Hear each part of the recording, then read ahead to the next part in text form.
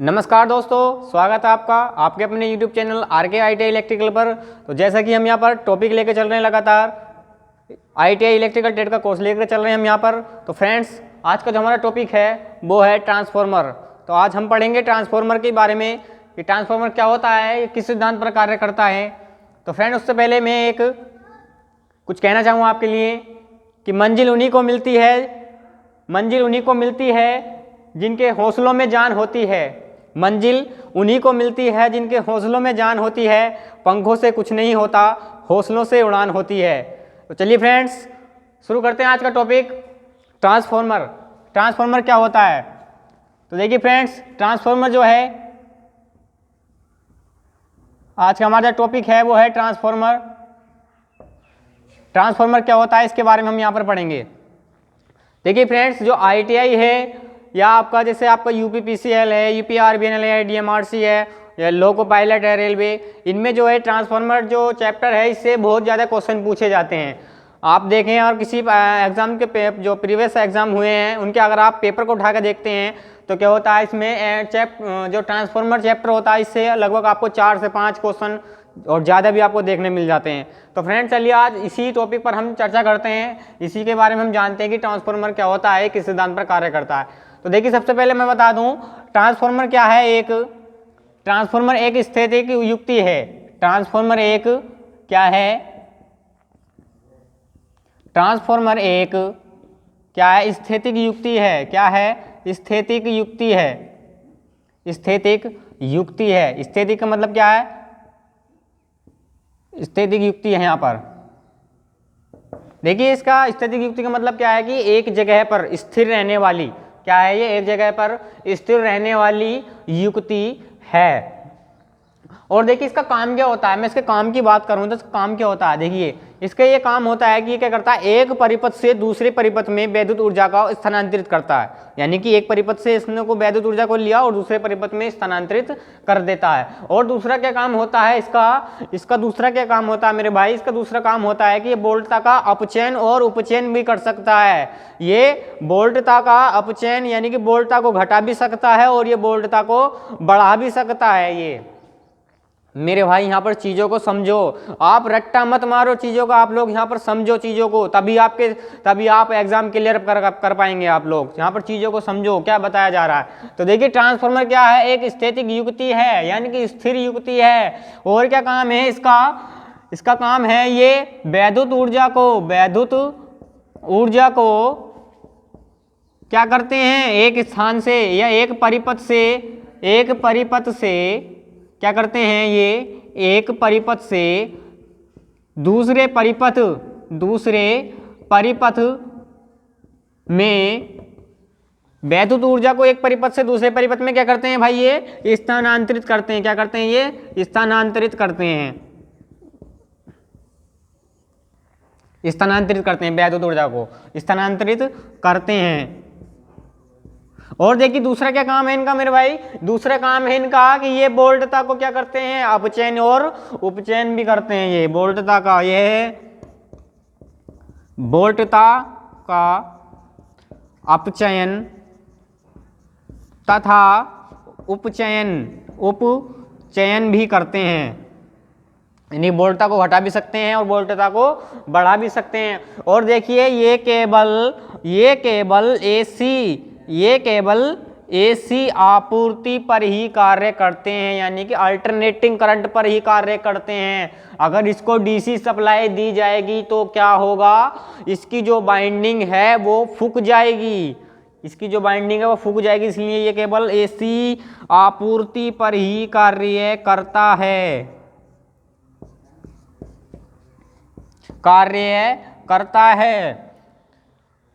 अब देखिए, मैं इसके सिद्धांत की बात करता हूं कि ये किस सिद्धांत पर कार्य करता है। तो देखिए, इसके सिद्धांत की बात करूं तो ये करता है म्यूचुअल इंडक्टेंस सिद्धांत पर कार्य करता है। किस पर करता है? ये म्यूचुअल इंडक्टेंस सिद्धांत पर कार्य करता है। क्यों? क्योंकि जो म्यूचुअल इंडक्टेंस है वो केवल AC पर ही कार्यरत है। इसलिए किस सिद्धांत पर कार्य करता है? ये म्यूचुअल इंडक्टेंस, या हम इसको सेपरेट बोल सकते हैं हिंदी में, ये भी लिखा हुआ मिल सकता है आपको।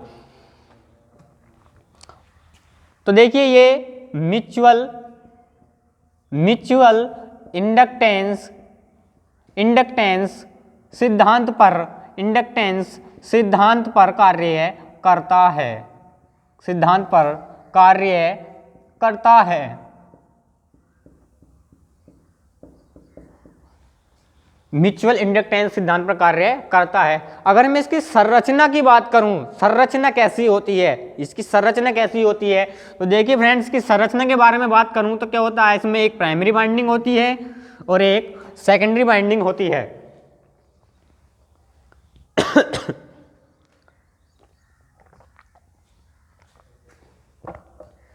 संरचना की बात कर रहे हैं फ्रेंड्स, तो क्या होगा यहाँ पर, इसमें एक प्राइमरी बाइंडिंग होती है और एक क्या होती है यहाँ पर सेकेंडरी बाइंडिंग होती है। और क्या होती है, इसमें क्रोड लगी होती हैं। तो देखिए यहाँ पर प्राइमरी बाइंडिंग होती है और यहाँ पर इधर सेकेंडरी बाइंडिंग होती है। ये मैंने बना दी सेकेंडरी बाइंडिंग ऐसे। तो देखिए जब प्राइमरी बाइंडिंग होती है वो एसी स्रोत से जोड़ी जाती है और जो सेकेंडरी बाइंडिंग होती है वो किससे जोड़ी जाती है, हमारी लोड से जोड़ी जाती है। किससे जोड़ी जाती है, लोड से जोड़ी जाती है। और देखिए ये क्या होता है, स्टील स्टैंपिंग क्रोड पर बनाई जाती हैं। ये किस पर बनाई जाती हैं, स्टील स्टैंपिंग क्रोड पर बनाई जाती हैं। इनका क्या कार्य होता है, जब हम इसको एसी सप्लाई से, एसी सप्लाई जब इसमें प्रवाहित करते हैं, विद्युत धारा, एसी विद्युत धारा इसमें प्रवाहित करते हैं, तो क्या होता है, ये इसके लिए जो चुंबकीय क्षेत्र स्थापित होता है उनकी बल रेखाओं के लिए मार्ग प्रदान करना। और दूसरा कार्य क्या है, ज़्यादा से ज़्यादा जो चुंबकीय बल रेखाएं उनको सेकेंडरी बाइंडिंग में गुजारना, ये काम होता है। इसमें जो स्टील स्टैंपिंग क्रोड लगी जाती है, जिनके ऊपर बाइंडिंग की जाती है, ये इनका कार्य होता है। अगर देखिए मैं इसकी कार्यप्रणाली की बात करता हूं, कार्यप्रणाली की बात करते हैं हम यहाँ पर, कार्यप्रणाली की। ये तो उसकी संरचना होगी, इसमें प्राइमरी बाइंडिंग होगी, सेकेंडरी बाइंडिंग होगी। और देखिए ये जो बाइंडिंग्स है ये उपचयन एवं अपचयन के आधार पर की जाती हैं, उपचयन एवं अपचयन के आधार पर की जाती हैं। कार्यप्रणाली की बात कर लेते हैं हम यहाँ पर। जब उपचयन और अपचयन पढ़ाएंगे तब आपको ये और अच्छे से समझ में आ जाएंगी। कार्यप्रणाली की बात कर लेते हैं, जब हम प्राइमरी बाइंडिंग में विद्युत धारा, एसी विद्युत धारा प्रवाहित करते हैं तो क्या होता है, चुंबकीय जो प्राइमरी बाइंडिंग है उसके अंदर चुंबकीय क्षेत्र उत्पन्न हो जाता है।